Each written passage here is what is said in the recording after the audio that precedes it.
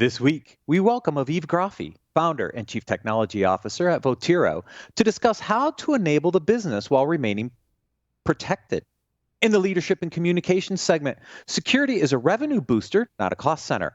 How cybersecurity leaders can tackle the skills shortage. Engaged employees create better customer experiences and more. Business Security Weekly starts now.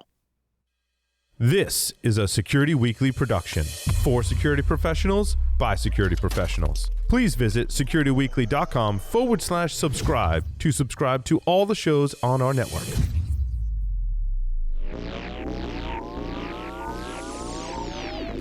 Broadcasting live from G-Unit Studios in Rhode Island, it's the show where we explore the business of security to improve the security of business. Your trusted source for actionable insights on leadership, communication, and innovation. Get ready for Business Security Weekly. Mimecast has released its State of Ransomware Readiness Report for 2022, finding that most cybersecurity leaders experienced the same or increasing numbers of ransomware attacks over last year. Together with Mimecast, organizations can stand strong in the face of cyber attacks, human error, technical failure, and work protected. Mimecast, work protected. Visit securityweekly.com/Mimecast to learn more. How do you win the race against risk and safely lock down your cloud data without hiring an army of administrators? Introducing Least Privilege Automation, only from Varonis. Varonis eliminates data exposures while your employees work and while they sleep, making intelligent decisions about who needs access to data and who doesn't. Our cloud-native solution analyzes permissions and sharing links, monitors access activity, and classifies sensitive data. Because Varonis knows who can and who does access critical data, our automation safely remediates risky links and permissions. Learn more at securityweekly.com/Varonis. Welcome to Business Security Weekly. This is episode number 302, recorded April 17th, 2023. I am your host, Matt Alderman, back after a week off. Board meeting. Sorry, folks. Joining remotely are my co-hosts this week. First, in studio, Mr. Jason Albuquerque. Yeah, it's great to be in studio again. It's a rainy day here in southern New England, but it's Boston Marathon Day. Patriots Day. Yeah, so the winner of the Boston Marathon did it in 2 hours and 5 minutes and 54 seconds. Unbelievable. Incredible time. As I sit here and I smoke a cigar. Priorities, Jason. That's it, my friend. Hey, listen, I'm not identifying as a marathon runner anytime soon. Not happening. Me either. Also joining from the great state of Texas, Mr. Ben Carr. Welcome, Ben. Hey, how you doing, guys? Thanks, Matt. It's no marathons going around here. I thought, Jason, maybe you were going to announce with that you were going to start training for the marathon next year. So I'm looking forward to seeing that announcement and you coming across the finish line in just over that winning time. Goals.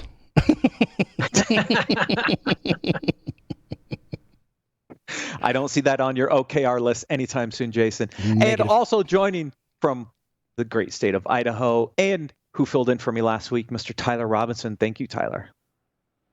You're very welcome, Matt. It was a pleasure. We had a good time on there.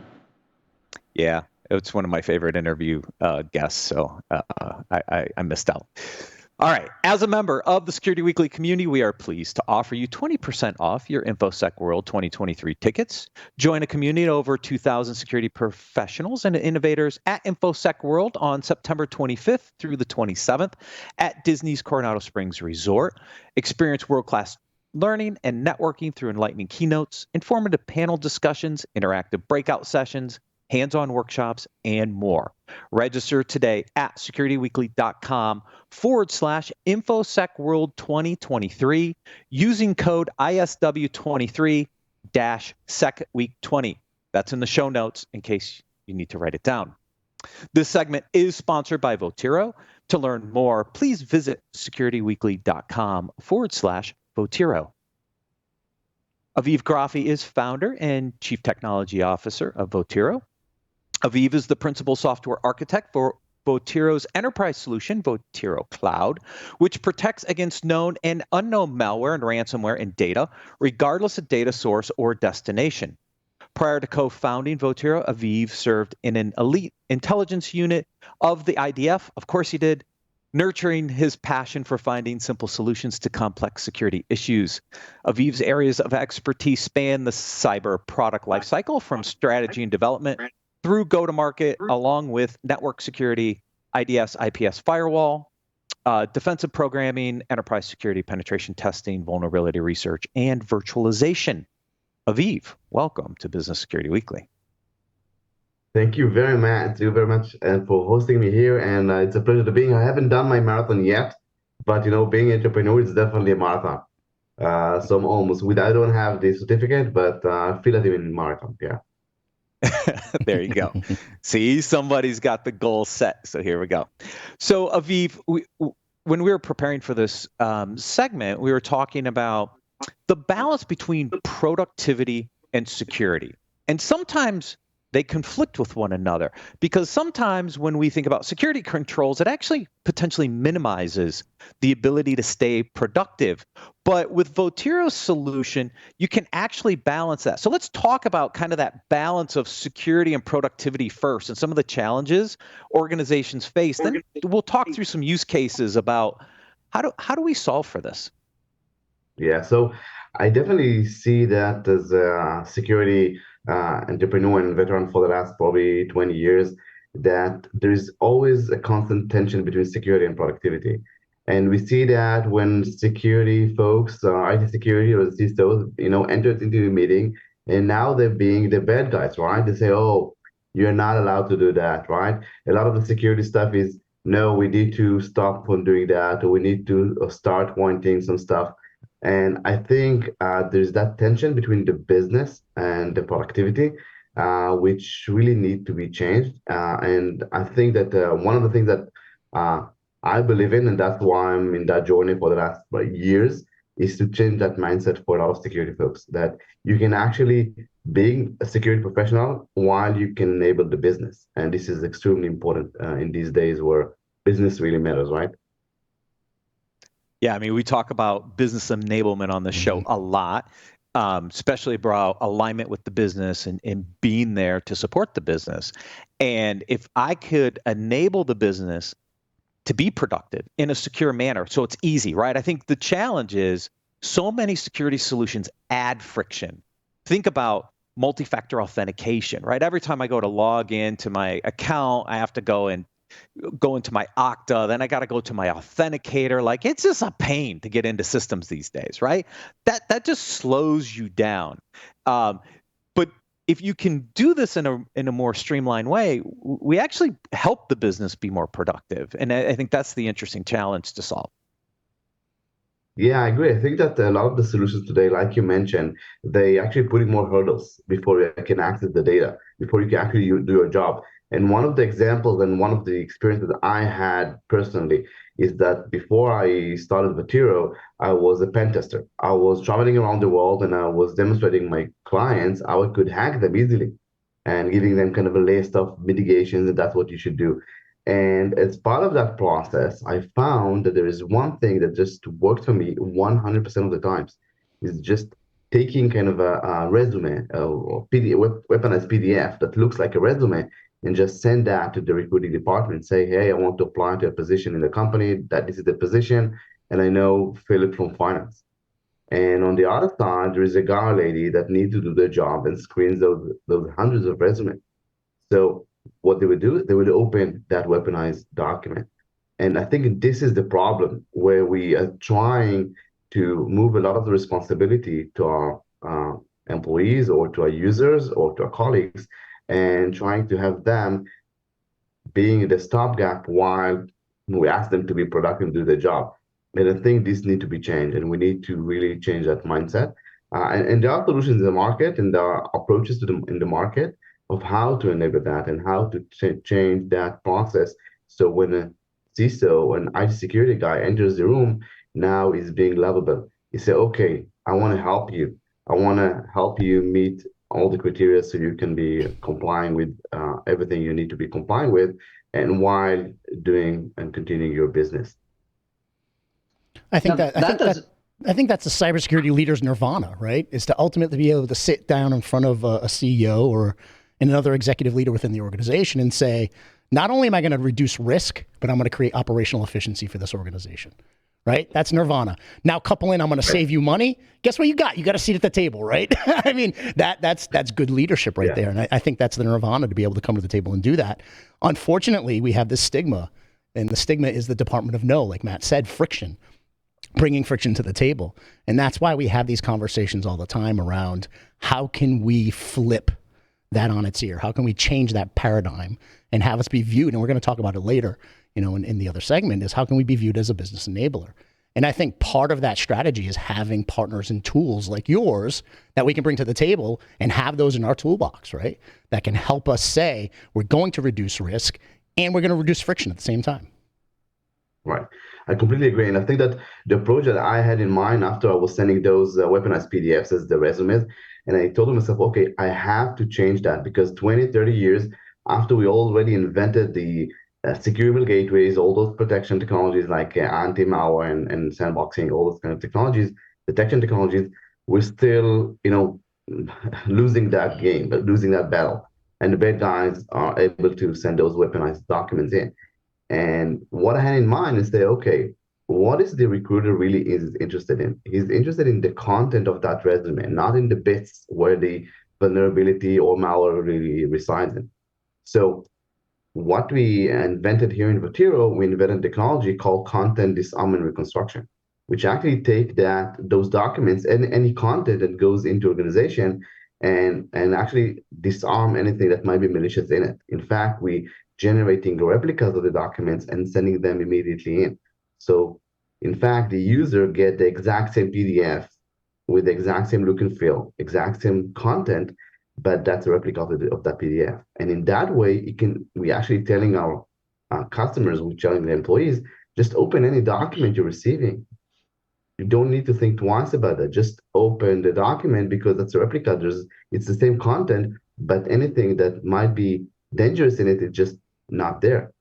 And I think this approach kind of to be more proactive rather reactive, I think this is a approach that actually enable the business because you don't need to, care about whether they really, expecting to get that document from that sender and all those tedious questions that we ask them before we actually telling them, okay, this is safe.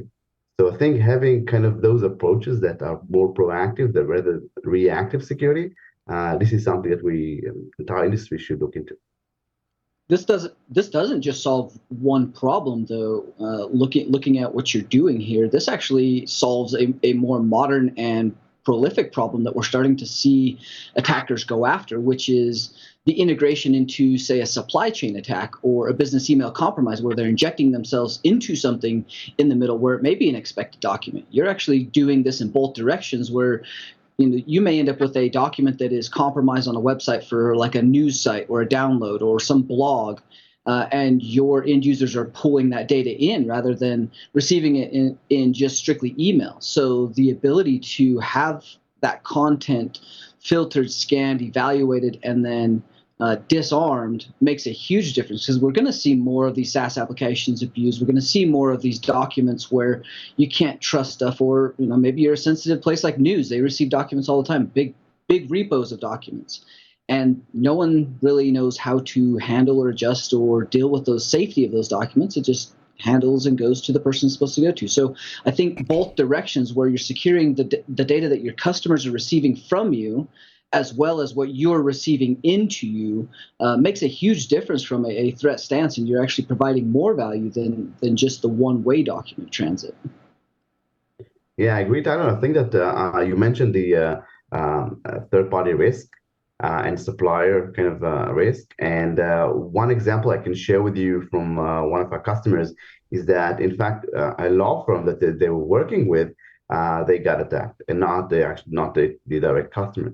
So their vendor, their supplier got attacked. In fact, a mailbox got hijacked. And the hacker would just reply to a thread that's running between that law firm and that financial organization, and just reply and say, hey, here is a draft for the contract that you asked us to draft for you. And if you'd ask that employee in that financial organization, were you expecting that document? Yes. Do you know the sender? Of course I do. So actually checks all the boxes. So he opens that document, Luckily, they had Votiro, so nothing happened. But in fact, the bad guy did actually something which is very, very clever. They password protected the document, they password protected the zip file. And when you started to inject encrypted documents into traffic, all the traditional detection solutions out there, they're just blind. They can do nothing with password protected and encrypted documents. And we see more and more encrypted documents, when there are a lot of privacy regulation and a lot of even utilities being started to be encrypted right now. So a lot of documents getting encrypted. So a lot of the traditional security solutions getting blind. And with Votiro, we actually introduced a workflow that we detect those password protected content, and we're allowing the user to type in the password if they know it, so we can actually decrypt the content, do all that magic, and then send to the user a saved document which was originally password protected. So I think a lot of these sophisticated attacks now relying on either fooling the user by sending that from trusted source and protecting that with passwords, so they can blind a lot of the traditional solutions out there. So if you think about password protected documents, and we talked about even increasing the productivity, a lot of the IT staff in the world, they challenge with the same thing. When a password protected being received, they might say, okay, our policy is to block all password protected documents because no one can do anything with them, right? So in fact, what they're ending up with is that all the password protected documents are being quarantined, and the user calling the IT help, they say, hey, I was expecting a document, it got blocked. Obviously, a business impact, right? Because now they're being delayed. And the poor IT security guy in the help is saying, okay, do you know the sender? Yes. Expecting a document? Yes. Okay, we'll just release that for you.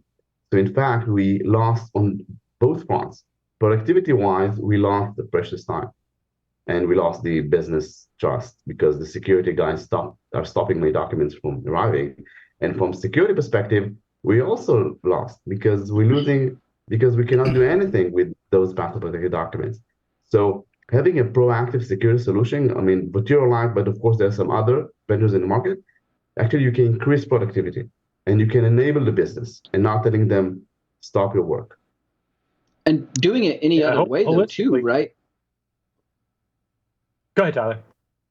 I was just going to say, doing it any other way, because attackers leverage business function. They're always looking for how the business utilizes documents and the workflow and what applications are kind of the new norm to use. OneNote, we've seen the big shift to OneNote and the encrypted OneNote documents with embedded docs.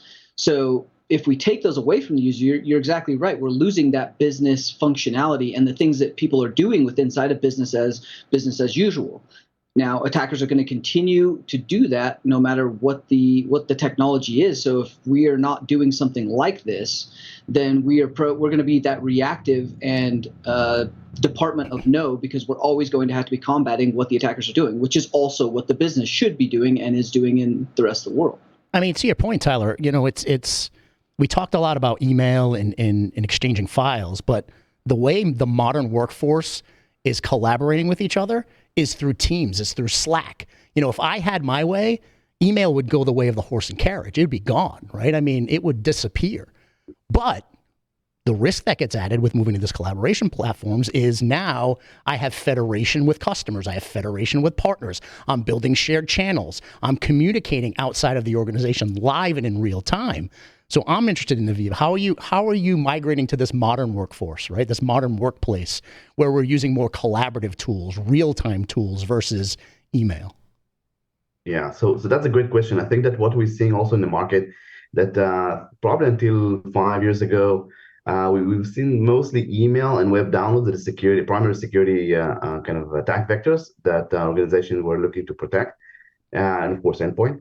But on the last probably 2 or 3 years, we're seeing more and more Slack and OneDrive and Teams, exactly like you mentioned.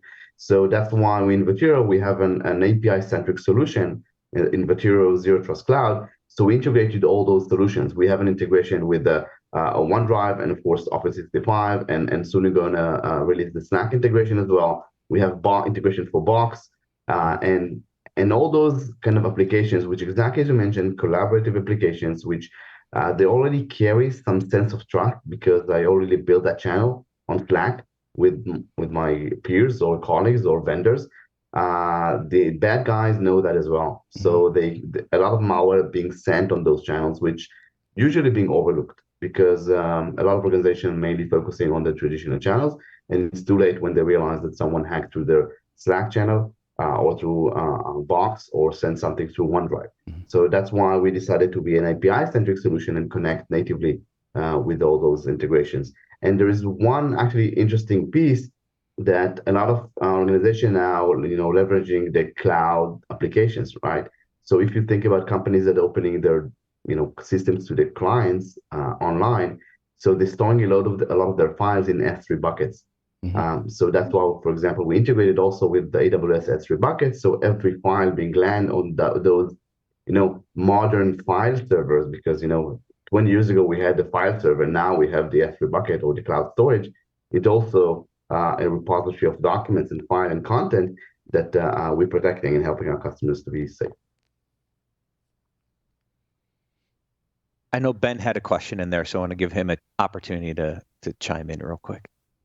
Yeah, I was just going to say, when we think about this, it's an approach that I've tried to take with vendors for a long time is stop trying to make us change the way we do business, right? And I think as security professionals, like it's an excellent approach in that we're letting people do business the way they want to do business, carry on business process the way they want to carry on business process. And I think the more we can stay out of that lane of trying to tell people don't do it the way you want to do it or you've been doing it, do it our way, the more successful we're going to be. And I'm just wondering, given this, what challenges do you see, kind of evolving out of this? Like, is there a limit to how well we can do this, how well you can do what you're trying to do of not changing the business process? Is there a point where you do need to create some type of impact or business use, or do you really feel that this is going to kind of be the way forward for most things in security, which if it is, I think it'll be great for the industry.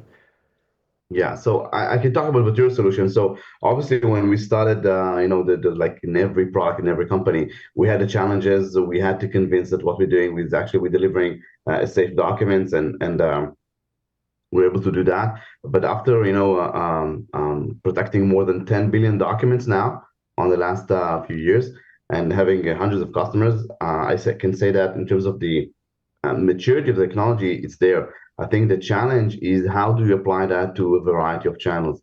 So in terms of business, when you go to a new organization, sometimes you start a new project starting from protecting email. In some other organization, you protect using API integration to the cloud app. And then you need to expand that and protect some other channels. In some organization, that's easy because maybe they're small enough to have like 2 or 3 teams. In some enterprises, it's just being hard because you need to collaborate among some, different business owners in order to provide that solution, that security solution for one business application. So I think it's not just a material technology problem. It's just being how to actually introduce a new security technology into channels that were overlooked because a lot of the, for example, cloud-facing applications didn't have any content protection solutions or tools on it. So changing that mindset, sometimes it's hard. But once we're doing that, we're telling them, okay, you can actually consume the content exactly as you did until now. But I think the challenge is to introduce that into that chain and into that pipeline. So Aviv, I mean, obviously we talked about password protection, secure content, parts of phishing. Like, I love the phishing use case, right? I mean, we see so many people struggling with phishing, and if I could just open any document delivered to me in email, like that's a game changer. Like, I don't have to worry about whether it looks suspicious or I need to report it as phishing. Like, everybody struggles with this phishing use case. I'm like, this is beautiful. Like, it makes it so much easier to deal with your email. What other kinds of use cases can you leverage this kind of technology for? So obviously, the obvious use case, that's email. I mean, you mentioned phishing. Of course, we all, went through the spot the phishing game, right? In either the organization we work in or in some partner organizations that we need to go through that security awareness training. And obviously, the fact that we telling our employees you need to spot the phishing, that's actually evidence that the technology has failed, and we're moving the responsibility to the employees, which is a problem.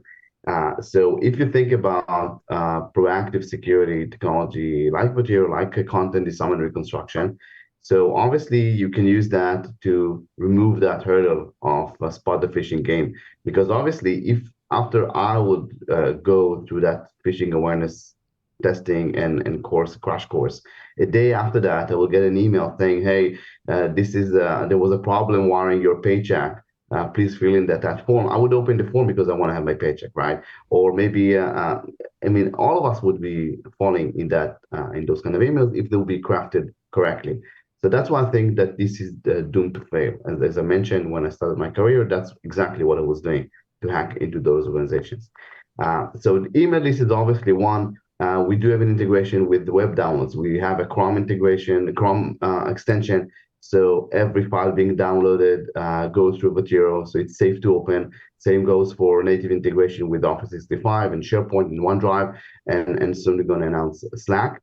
And of course, we have our API. So every app that we haven't released an integration to, when we saw a lot of our customers being, providing their own integration, for example, for Salesforce. If you think about Salesforce, they also have documents being consumed, being uploaded from vendors, from suppliers, and of course being consumed by accounting and by sales team. So I would say that every use case that involves content and documents coming in is a relevant use case for considering deploying Material-like solution. Yeah, I mean, email is just content, right? Do you just, I mean, in theory, you could run every single email through your system, not only just from an attachment perspective, but also just the content of the email. Does that, do we just come up with a different way to address the phishing problem without all the headaches? Like, I'm intrigued by that use case because I know so many of our customers on the Living Security side just struggle with phishing.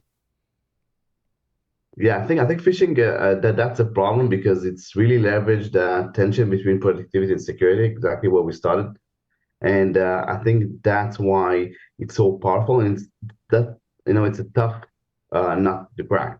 And I think that having such proactive solutions, but here mostly focus on attachments, not necessarily on can you buy gift cards for us, but I'm sure there's some technologies that can tackle that. So having more technologies like that proactive, I think this is the key. And of course, I wouldn't say that phishing problem would be gone, but at least we can actually reduce the likelihood of being, caught by someone with our pants down would be reduced significantly. So Aviv, as a security leader, vetting out a product like this, and I wanted to bring it to my team, I wanted to bring it to my organization, what would that onboarding look like? What would that overhead look like to integrate your system into my ecosystem, right? And let's say that, I'm your typical hybrid environment where, we still have email, unfortunately, and we have, a collaboration tool, and we have all these places we want to be able to integrate your tool set. What does that onboarding look like? What's it going to be the overhead on my team?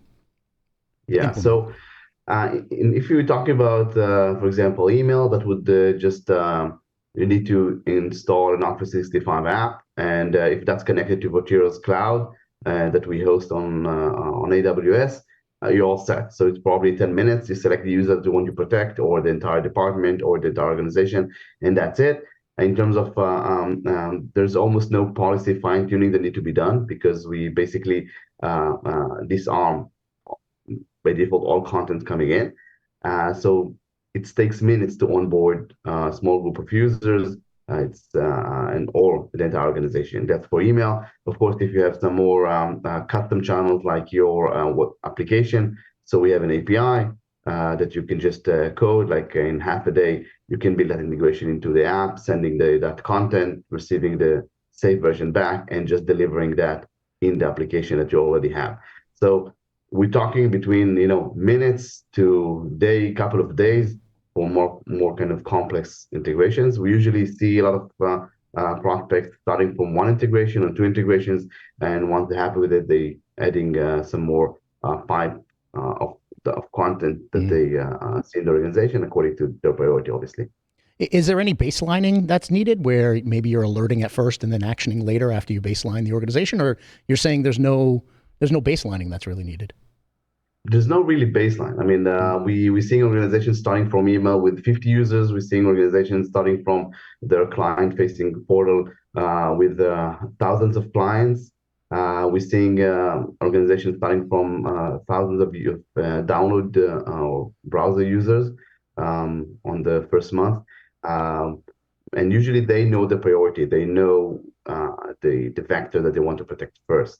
But obviously we can help, evaluate and of course prioritize with our customers. We do that. Matt, am I crazy or am I hearing say easy, do easy? Yeah, right. Finally, we got one. Yeah. Aviv, thank you. Oh, sorry. Go ahead, Tyler. I think that was Tyler. No, yeah, I did have one question. From a scalability standpoint, you said this scales very easily. So if you're talking about, terabytes of data or large data stores where customers are ingesting or you're sending large amounts of data back and forth, the platform itself can handle that level of scale and with the exact same kind of say easy, do easy. Is that what I'm hearing as well? So in terms of scale, if you're leveraging Votiro's Zero Trust Cloud, so that shouldn't be any problem because we have that scalability built in. We still have some, more security-aware enterprises. They prefer to have that on-prem.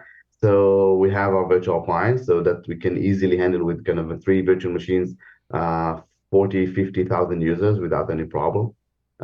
Because the idea behind the technology is that you regenerate a document. This is deterministic process.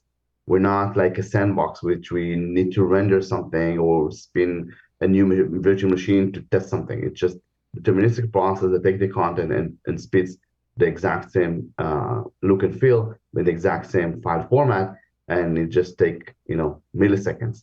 So thanks to that, we can do that pretty fast, and we can scale pretty well. All right, so it's say easy, do easy in the cloud. Say easy, do medium on-prem because there's a little bit of setup. Yeah, like always, right? Right.